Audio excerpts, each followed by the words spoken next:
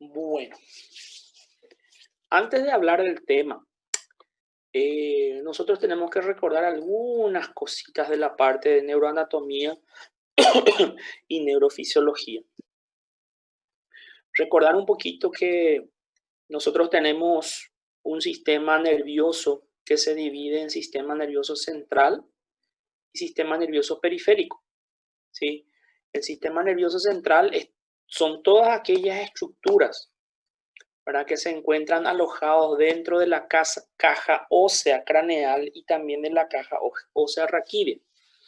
Eso corresponde a cerebro, cerebelo, ¿verdad?, tronco cerebral, médula espinal. Todo eso es parte del sistema nervioso central.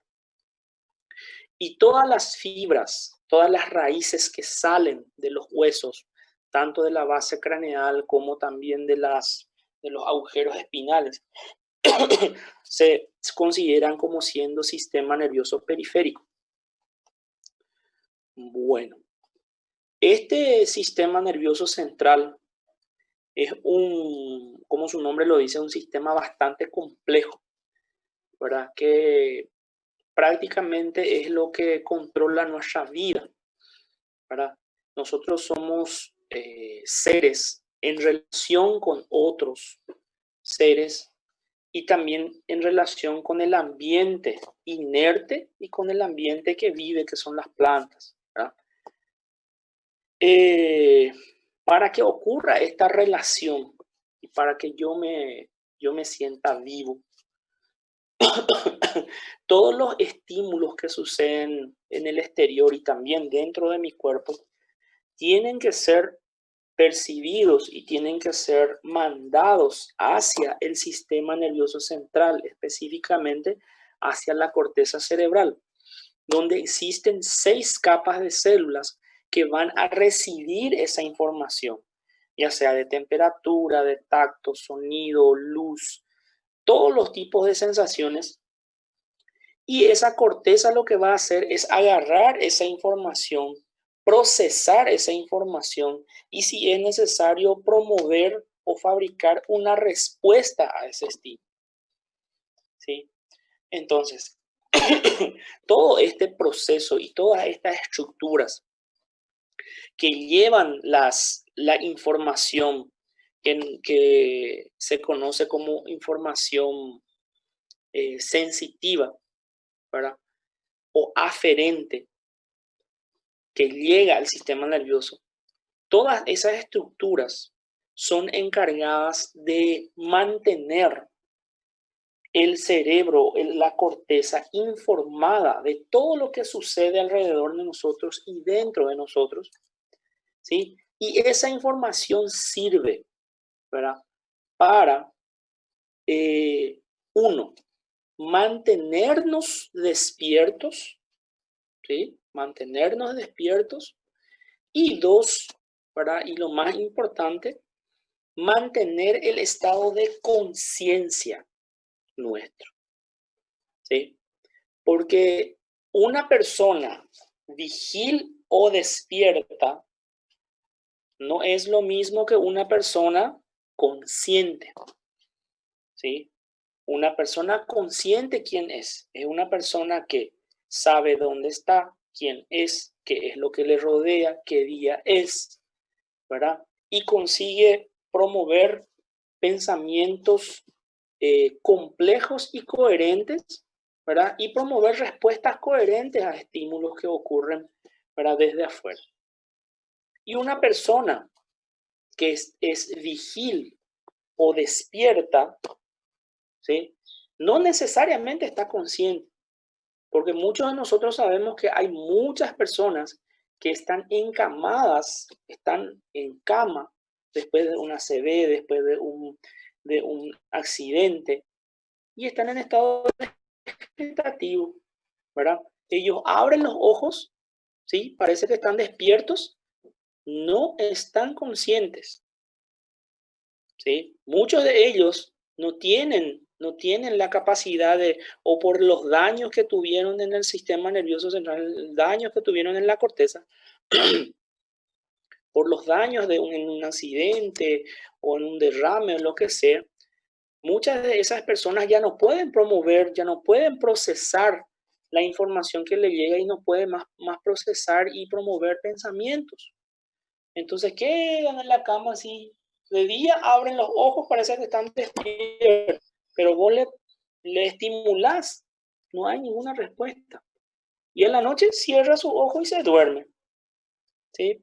Lo que esa persona es de día, está vigil, está despierto, pero no necesariamente está consciente. ¿Me entienden?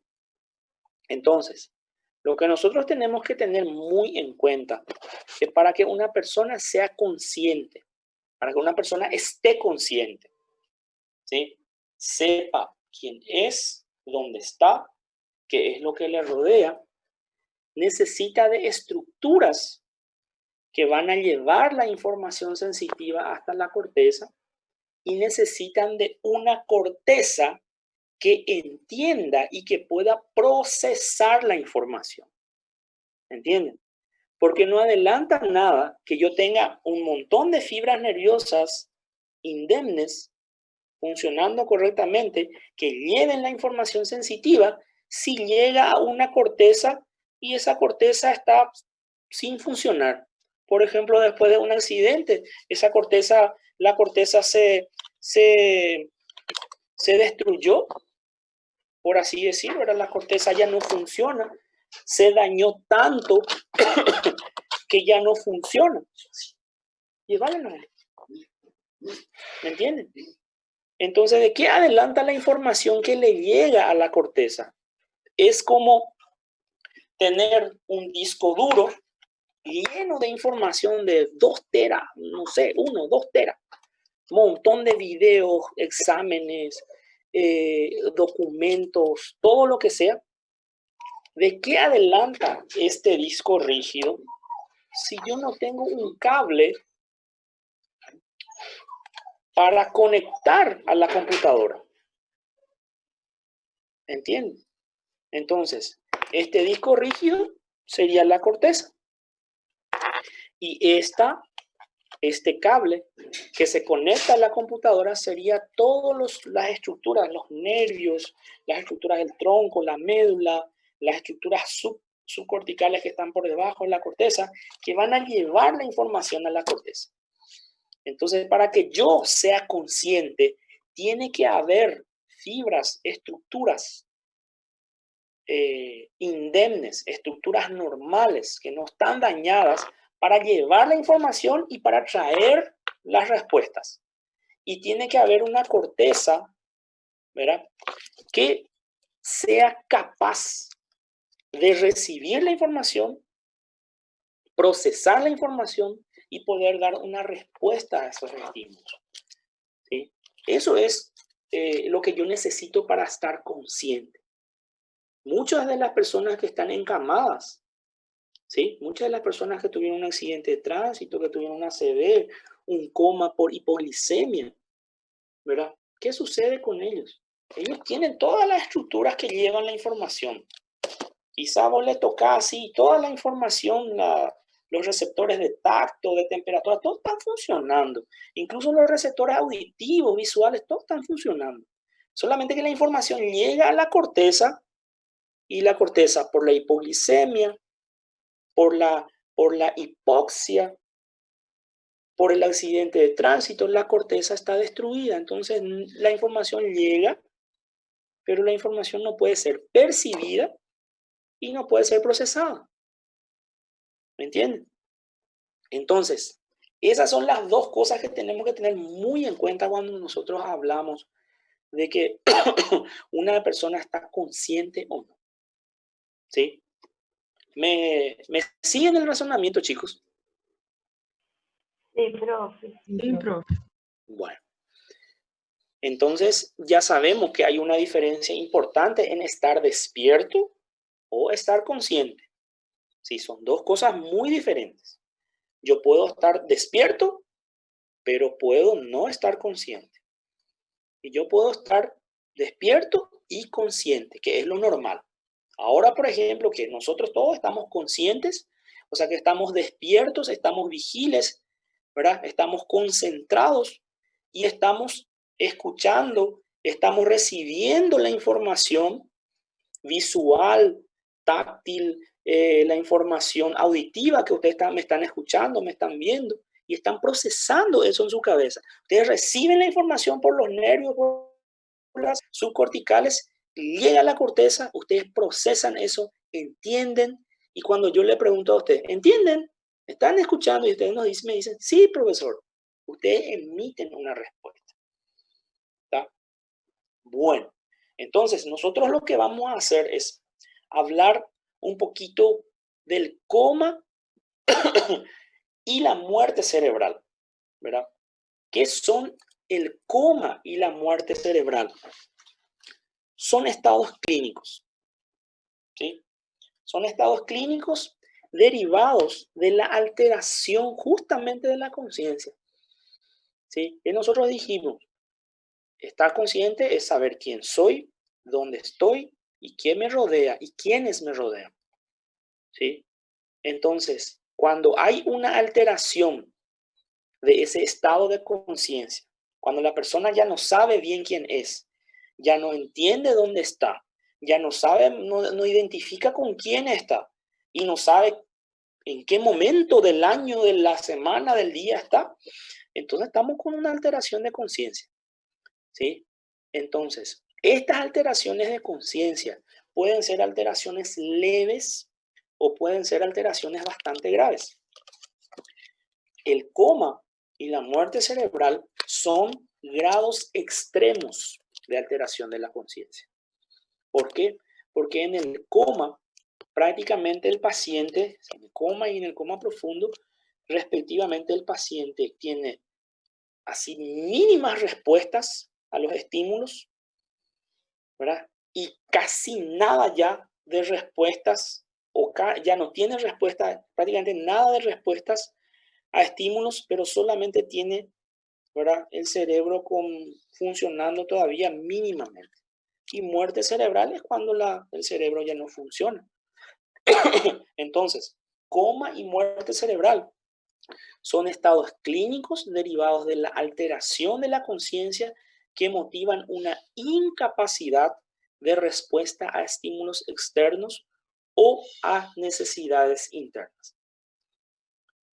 Y como estábamos diciendo, ¿verdad? Conciencia. ¿Qué es conciencia? Es el conocimiento de uno mismo y del ambiente que te rodea. Y cuando decimos conocimiento de uno mismo, no es saber nomás que yo soy Lisandro Rivero, tengo 44 años, ¿verdad? 44, 45, ni lembro más. Bueno, sino también saber qué pasa dentro de mi cuerpo. Ahora, por ejemplo, estoy morrendo de fome, gente, no sei ainda, ¿verdad? Yo entiendo que yo tengo hambre. Yo siento que mi barriga está haciendo, ¿verdad? Está roncando, ¿verdad? Yo entiendo, ¿verdad?, que estoy sentado acá y estoy en una superficie fofiña, ¿verdad?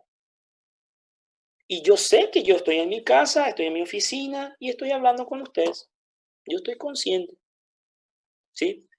Entonces, el paciente consciente se halla despierto y posee la capacidad de pensar con claridad y con rapidez y poder responder a estímulos de igual forma, rápidamente y de forma clara, ¿sí? El grado de conciencia puede variar desde un estado de hipervigilancia o concentración profunda, que es cuando nosotros, por ejemplo, estamos estudiando o viendo una película así que demasiado nos gusta, ¿verdad? Por ejemplo, cuando yo estoy viendo Game of Thrones, por milésima vez, ¿verdad? Cuando yo estoy mirando, yo estoy viendo, yo estoy súper concentrado, ¿verdad? Pasa auto, pasa todo, ¿verdad? Pero yo estoy ahí fijo. Y ustedes cuando están, ahora por ejemplo, están estudiando para anatomía patológica, están súper concentrados ahí. Yo estoy hablando acá y muchos de ustedes ni ahí conmigo, ¿verdad?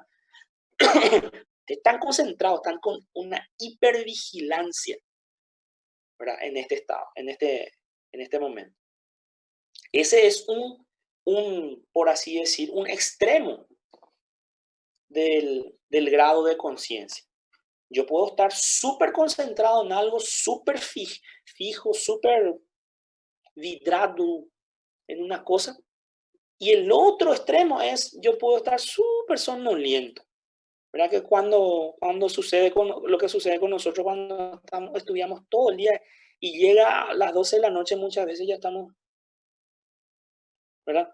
Sí, nomás ya estamos queriendo dormir nomás. Estos son los dos extremos de la conciencia. Estar súper concentrado, ¿verdad? O estar súper somnoliento, ¿sí? Pero no necesariamente eso quiere decir que eso es una alteración de la conciencia, sino que son dos extremos nomás. Es mucha conciencia y poca conciencia, ¿sí? Entonces, cuando hay alguna,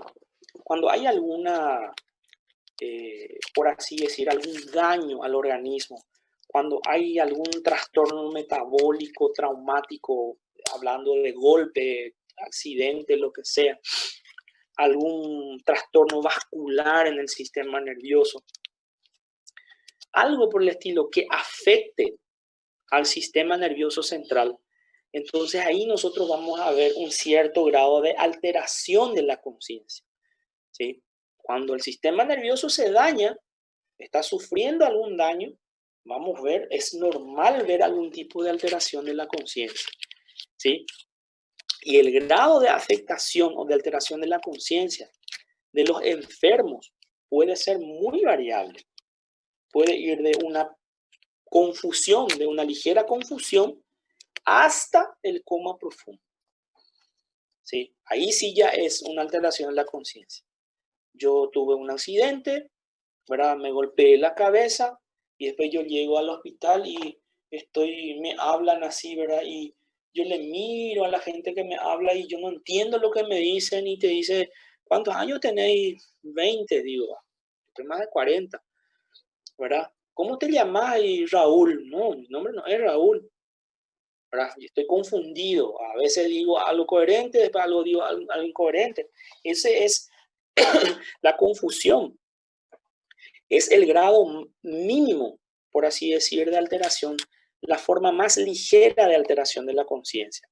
En este caso, ¿verdad? La confusión, con esa confusión, el enfermo es incapaz de pensar con claridad, es incapaz de pensar con rapidez, ¿verdad?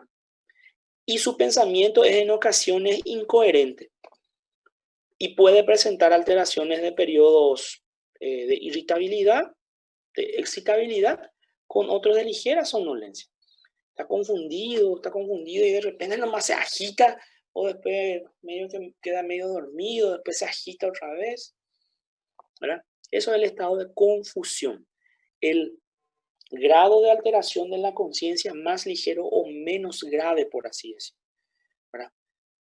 Después tenemos, si es que el paciente tuvo algún traumatismo importante o tuvo alguna patología importante como una hipoglicemia, un ACV, lo que sea, del grado de confusión, el paciente puede ir alterando más, deprimiendo más su estado de conciencia y puede pasar de una confusión a una somnolencia. ¿Sí? Cuando el grado de la afectación entonces progresa, tenemos la somnolencia, en el cual el paciente se halla semidormido, pero si vos le estimulás con dolor y eso, está medio semidormido, pero vos si le estimulás, se despierta con estímulos dolorosos. Pero el paciente es incapaz de realizar órdenes sencillas, porque vos le decías, hace tal cosa y te mira así, después duerme otra vez. El habla se limita a palabras cortas o frases cortas, pocas palabras. No se da cuenta de lo que le está ocurriendo en su alrededor porque él está medio dormido, ¿verdad? Y generalmente puede presentar liberación de esfínteres. Puede hacer xixi o puede hacer cocó, por ejemplo. ¿Sí? Ese es el grado de somnolencia. El segundo, por así decir, la conciencia puede ser normal o se puede alterar. El primer grado de alteración es la confusión. El segundo grado de alteración es la somnolencia. El tercer grado de alteración de la conciencia es el estupor, ¿sí? En el cual las actividades mental y física del paciente se hallan ya muy reducidas. El paciente solo se despierta si vos le haces estímulos muy dolorosos o estímulos repetitivos, ¿verdad? Y las respuestas que puede dar ese paciente a ese estímulo doloroso son respuestas lentas y a veces incoherentes, ¿sí? Eso es el estupor, ¿sí? Es un grado antes de llegar al coma, porque después del estupor ya tenemos el coma. El paciente en el coma superficial, el paciente está dormido, parece dormido. Parece que está dormido así plácidamente, normalmente dormido. Es incapaz de sentir o despertarse, aunque contesta con respuestas primitivas a estímulos. ¿Sí? Respuestas primitivas, como ser, por ejemplo, las respuestas tipo de cerebración o de corticación. Los reflejos pueden estar todavía eh, presentes. ¿Sí? Eso todos son respuestas primitivas. Y el estado de coma profundo, ¿qué es lo que pasa? En el estado de coma profundo, el paciente incluso puede estar con los ojos abiertos y la boca abierta así. ¿Sí? No hay ningún tipo de respuesta, ni si le estimulas el dolor, nada, no tenés respuesta, no hay respuesta corneal en los ojos, pupilar, faríngeo, no hay nada, ¿verdad? Y lo que uno puede hacer es, y comprobar que el paciente todavía no está muerto, es ponerle un aparato de electroencefalograma y se va a dar cuenta que no hay ningún estímulo clínico, no hay ningún tipo de respuesta clínica, pero que todavía vamos a ver las ondas siendo formadas en el electroencefalograma. Eso nos va a decir que el paciente está en coma profundo, pero que todavía no murió. Su actividad eléctrica cerebral todavía está funcionando. ¿Se entiende, chicos, lo que estoy diciendo, verdad? Sí, profe. Sí, profe. Bueno, entonces, para que nosotros podamos evaluar el grado de alteración de la conciencia, nosotros tenemos una escala, un score bastante interesante que se llama escala del coma de Glasgow. ¿Sí? Es una escala que se había hecho, idealizada, para evaluar el daño neurológico que sucedía en los pacientes politraumatizados. Pero después con el tiempo se comprobó que también era muy útil en situaciones graves como acidez o derrames, problemas metabólicos, problemas electrolíticos, donde el paciente pierde el conocimiento o hay una alteración del conocimiento. ¿Sí? Esta escala de Glasgow, que seguramente ustedes ya habrán visto en práctica hospitalaria o primeros auxilios, ¿verdad? Se basa en 3 factores, ¿verdad? En la apertura de los ojos, en la respuesta motora y en la respuesta verbal. ¿Sí? Entonces, llega el paciente. Vamos a hacerle, te dicen, el paciente, acá tengo un paciente que se desmayó, ¿verdad? Y traen la camilla, ¿verdad? Y entra el paciente, pero viene así mirando, parpadeando, atendiendo, ¿verdad? ¿Qué es lo que pasa? Y entonces yo veo que hay una respuesta, abre los ojos espontáneamente, ¿verdad? Entonces le doy un puntaje de 4. ¿Sí? Eso es lo que tenemos que tener en cuenta también. El puntaje de la escala de Glasgow es de 3 a 15, mínimo 3 y máximo 15. 3 sería el estado extremo de alteración de la conciencia, un coma profundo, ¿sí? O incluso muerte cerebral. Y el 15 sería un paciente totalmente normal y consciente. La respuesta ocular se le da un puntaje hasta 4. La respuesta motora se le da un puntaje hasta 6, ahí ya son 10. Y la respuesta verbal se le da un puntaje hasta 5, y ahí tenemos los 15. Entonces, si el paciente llega a nuestra urgencia y está con los ojos abiertos espontáneamente, entonces le damos el puntaje máximo. No tuvimos que hacer nada nosotros para estimularle a que abra los ojos. Está mirando, está atendiendo, ¿verdad? Si el paciente llega con los ojos cerrados y ahí yo le digo, señor, señor, le digo, le llamo, no le toco. Señor, señor, ¿verdad? Y abre los ojos y me mira, ¿verdad? Responde a una orden verbal y abre los ojos. 3 puntos. Si llega el paciente, está con los ojos cerrados, le hablo, señor, señor, abrí los ojos, señor, no abre los ojos. Pero ahí yo le causo dolor. Tetilla, le causo dolor. Y ahí recién abre los ojos, ¿verdad? O sea que abre los ojos con estímulo doloroso. 2 puntos. Y si el paciente llega a la urgencia, señor, señor, ¿verdad? Le causa dolor, nada. ¿Verdad? No responde a ningún tipo de estímulo y no abre los ojos, 1, puntaje mínimo. ¿Sí? La respuesta motora. Si uno ve que el paciente llega a la urgencia en la camilla y se mueve, está inquieto, ¿verdad? Yo no necesito hacer nada. Incluso no tengo que darle ninguna orden. Yo veo que se está moviendo, entonces es 6. Si el paciente llega a la urgencia en la camilla y no está inmóvil así, pero yo le digo, ¿verdad? Señor, mueve un poco las piernas y me mueve las piernas. Señor, mueve un poco los brazos, mueve los brazos. Mueve un poco tu cabeza, mueve todo. Responde, tiene una respuesta motora a la orden verbal, o tiene una respuesta motora espontánea, se mueve espontáneamente, entonces es 6 su puntaje máximo. Si el paciente, llega al paciente, no se mueve en la camilla, y yo le digo, señor, mueve un poco tu brazo, no mueve nada. Ya le pedí que mueva, no mueve.